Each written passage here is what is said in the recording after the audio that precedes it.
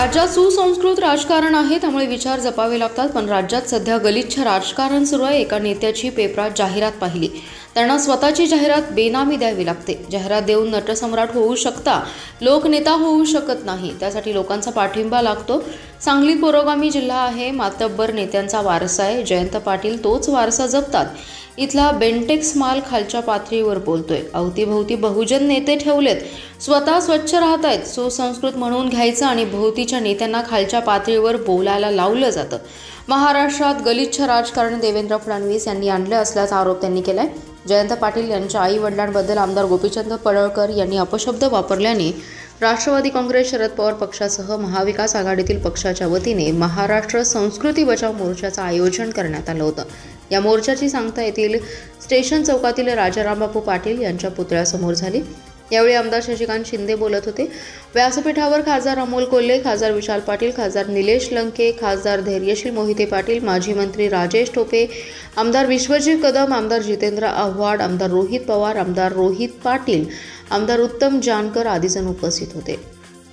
दरम्यान सुसंस्कृत छत्रपती शिवाजी महाराजांच्या राज्यात वाचाळवीरांची फौज तयार होत आहे. त्यामध्ये आमदार गोपीचंद पडळकर आहेत. मातृत्वाचा अपमान करायला ते मागे पुढे बघत नाहीत. त्यांना नागपूरच्या आकाचे संरक्षण मिळत आहे. या आकाने वाचाळवीरांना व्यसन घालावं. लोकांच्या मनातील दगदग बाहेर पडत आहे. आता संपूर्ण महाराष्ट्र पेटून उठेल आणि सत्तेची मस्ती बाहेर काढेल असा इशारा राष्ट्रवादी काँग्रेस शरद पवार पक्षाचे प्रदेशाध्यक्ष आमदार शशिकांत शिंदे यांच्यासह इतर नेत्यांनी महाराष्ट्र संस्कृती बचाव मोर्चाच्या वतीने दिलाय.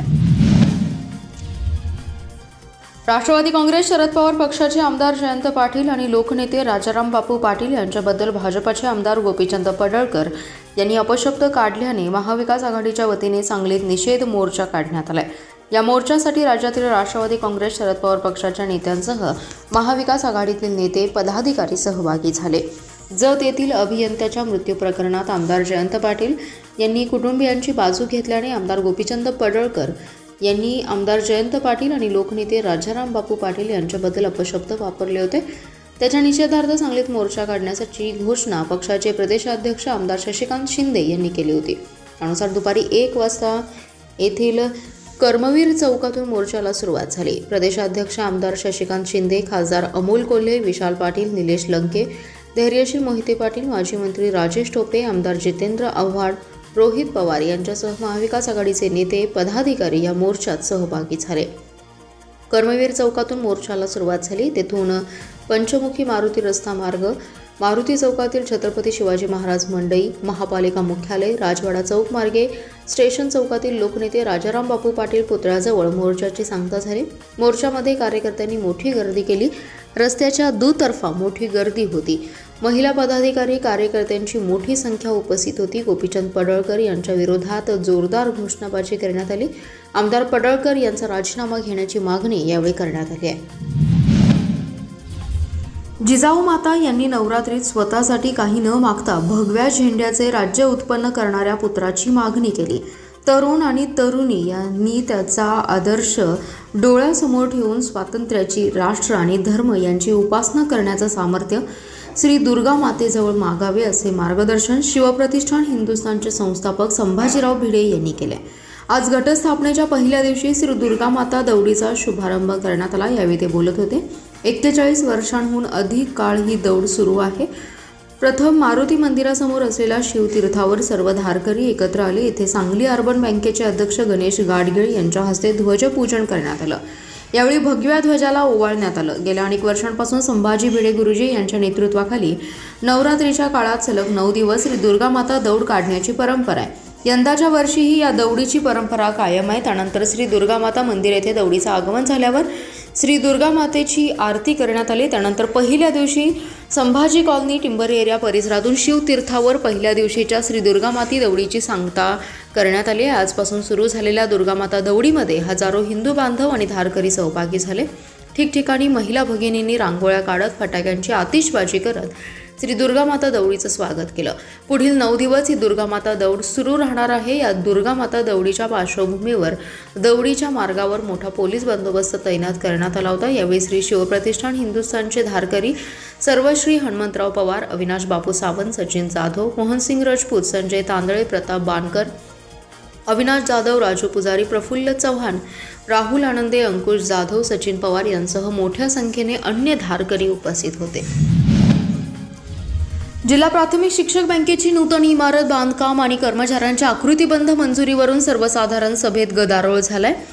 विरोधकांना प्रश्न विचारण्यासाठी सत्ताधाऱ्यांनी माईक दिला नसल्याने त्यांनी सभेत सत्ताधाऱ्यांच्या निषेधाच्या घोषणा दिल्या. तर विद्यमान सत्ताधारी समर्थकांनी पारदर्शी कारभार आणि एक अंकी व्याजदरामुळे सभासदांचे कल्याण करणाऱ्या संचालक मंडळाचा जय जयकार केला.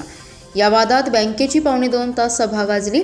जिल्हा प्राथमिक शिक्षक बँकेची सर्वसाधारण सभा अध्यक्ष संतोष जगताप यांच्या अध्यक्षतेखाली माधवनगर रोडवरील डेक्कन हॉलमध्ये पार पडली. सभेला माजी अध्यक्ष विनायक शिंदे, उपाध्यक्ष फत्तू नदाफ, संचालक श्यामगोंडा पाटील, धनाजी घाडगे, संजय महिन, संचालिका रुपाली गुरव, अनिता काटे आदी संचालक आणि शिक्षक संघाचे नेते अविनाश गुरव, महादेव हेगडे आदी जण उपस्थित होते.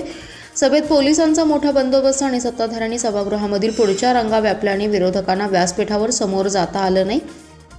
बँकेच्या इमारती बांधण्यासाठी 8 कोटींची उधळपट्टी केली असल्याचा आरोप विरोधी संचालकांनी केला. तर आकृतीबंध नव्याने मंजूर करून कर्मचारी भरती केली जाणार असल्याचा आरोप करत विरोधक आक्रमक झाले. मात्र सत्ताधाऱ्यांनी विरोधकांना माईकच दिला नाही. त्यामुळे विरोधकांनी घोषणाबाजी करत फलक फडकावले.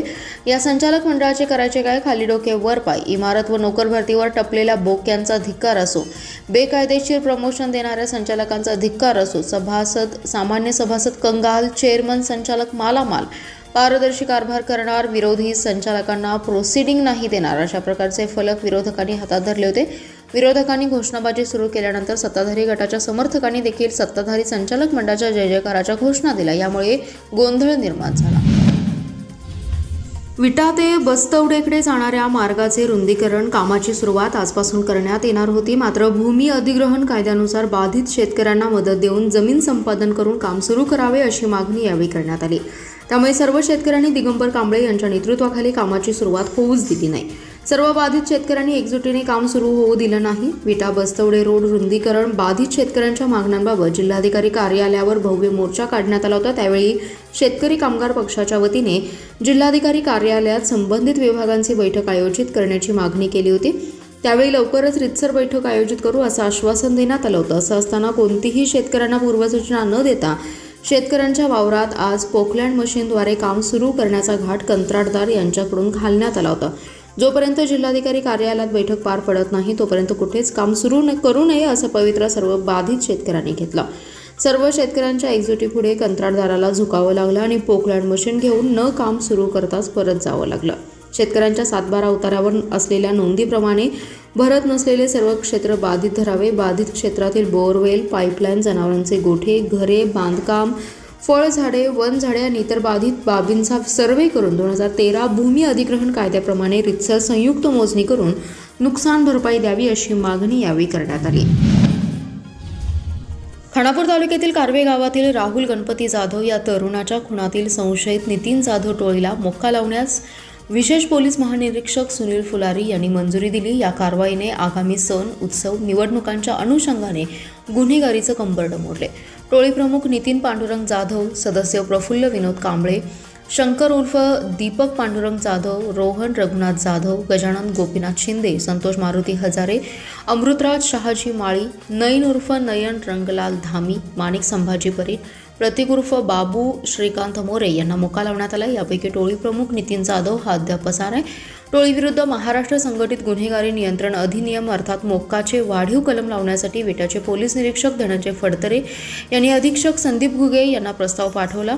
तो विशेष पोलीस महानिरीक्षक फुलारी यांना सादर केला. त्यांनाही अवलोकन करून 10 जणांच्या टोळीला मोक्का लावण्यास मंजुरी दिली. विटा उपविभागाचे उपअधीक्षक विपुल पाटील यांच्याकडे तपास सोपवलाय. नितीन जाधव टोळीने खुनाचा प्रयत्न, दरोडा, घातक शस्त्र बाळगणे, बेकायदा जमाव, शासकीय कामात अडथळा, आदेशाचा भंग करणे, अपहरण, घातक शस्त्रांनी मारहाण, हद्दपारीचा भंग, शिवेगाळ, जीवे मारण्याची धमकी अशी गुन्ह्याची मालिका सुरू ठेवली आहे. महापालिका क्षेत्रात स्वच्छता ही सेवा अंतर्गत महापालिका प्रशासनाने सांगली मिरज रोडवरील दुभाजक येथे महास्वच्छता अभियान राबवण्यात आलं. या ठिकाणी एका दिवसात 4.5 टन कचरा उचलण्यात आलाय.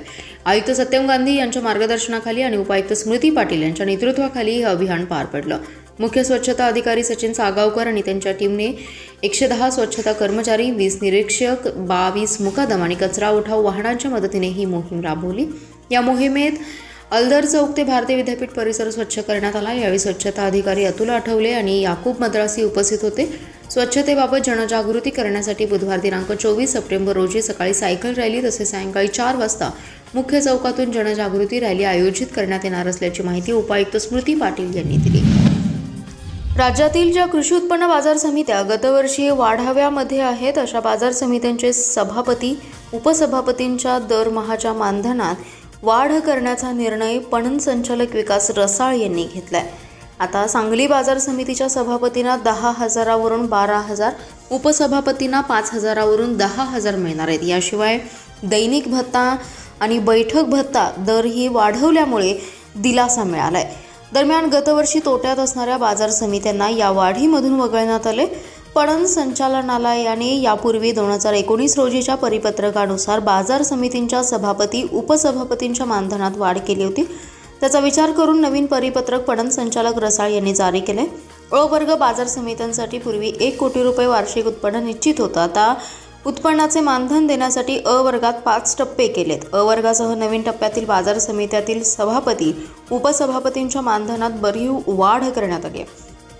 सांगली बाजार समितीच्या सभापतींना यापूर्वी 10,000 मानधन होतं, ते आता 12,000 आणि उपसभापतींना 5,000 वरून 10,000 रुपये मानधन मिळेल। जिल्हास्तरीय विविध शासकीय विभागांच्या अधिकारी कर्मचारी यांच्या टेनिस बॉल क्रिकेट स्पर्धेत पोलीस विभाग विजेता ठरला। महाराष्ट्र वीज वितरण कंपनीस उपविजेते पदावर समाधान मानावं लागलंय। जिल्हाधिकारी अशोक काकडे यांच्या संकल्पनेतून विविध खात्यांचे अधिकारी कर्मचारी यांना दैनंदिन कामकाजातून विरंगुळा मिळावा या हेतूने या स्पर्धांचं आयोजन करण्यात आलं होतं। या स्पर्धेचा पारितोषिक वितरण समारंभ जिल्हाधिकारी अशोक काकडे यांच्या हस्ते संपन्न झाला। यावेळी जिल्हा क्रीडा अधिकारी किरण बोरवडेकर, शासकीय विभागांचे अधिकारी, कर्मचारी आणि खेळाडू उपस्थित होते। या प्रसंगी जिल्हाधिकारी अशोक काकडे यांनी ही स्पर्धा आयोजित करण्यामागील उद्देश व्यक्त करताना म्हणाले, ही स्पर्धा होती, संघर्ष नव्हता, खेळाचा आनंद घेणारा खरा खेळाडू असतो। यावर्षी 29 ऑगस्टला ही स्पर्धा सुरू केली। विविध विभागांच्या 16 संघांनी या स्पर्धेत सहभाग नोंदवला। शनिवार आणि रविवार अशा सुट्टीच्या दिवशी या स्पर्धांचं आयोजन जिल्हा क्रीडा अधिकारी कार्यालयाच्या वतीने करण्यात आलं होतं। उपांत्य फेरीत पोलीस विभाग, महाराष्ट्र वीज वितरण कंपनी, वैद्यकीय महाविद्यालय मिरज व कृषी विभाग या संघाने प्रवेश केला होता। अंतिम सामना पोलीस विभाग आणि महावितरण यांच्यात झाला। प्रथम फलंदाजी करत 5 षटकात महावितरणाने 55 धावांचा टप्पा पार केला। प्रतिउत्तरादाखल पोलीस संघाने 3 षटके 1 चेंडूत 58 धावा काढून 11 चेंडू शिल्लक ठेवून सामना जिंकून प्रथम क्रमांकाच्या प्रशासन चषकावर आपलं नाव कोरलं।